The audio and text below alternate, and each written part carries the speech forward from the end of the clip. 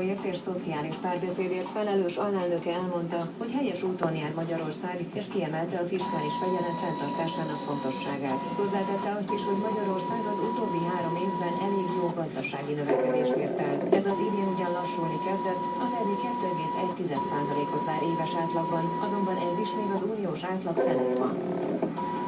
4 millió forint adomány gyűlt össze a fedél nélkül népszabadságos különszámából. A 2 hete kiadott speciális számot első körben 12 000 példányban nyomtatták ki, ám ez pár óra alatt elfogyott. Ezt követően újabb 13 000 újságot osztottak ki az árusító hajléktalanoknak, ezek a lapok szintén órák alatt elkeltek. Az árusok összesen 3,7 millió forintot kaptak a külön számokért. A friss fedél nélkülben azt írták, hogy néhány árusukat megfertőzte a hirtelen meggazdagodás reménye, de tőlük bevonták azóta az árus engedélyt.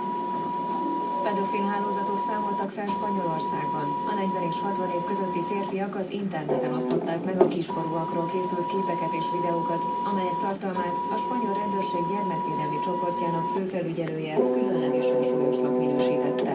Az elfogottak között vannak visszaesők. A tájékoztatás szerint a rendőrség Spanyolországban másfél éve nyomozott a csoport után, az akció keretében pedig összesen 39 helyen tartottak házkutatást, lefoglaltak több számítógépet, 173 meredlemezt és több száz CD-t, valamint DVD-t. A rendőrség főigazgatója elmondta, hogy Spanyolországban tavaly 750 embert fogtak el pedofília gyanújával, közülük 390-et gyerekekről készült pornográf felvételek terjesztése miatt.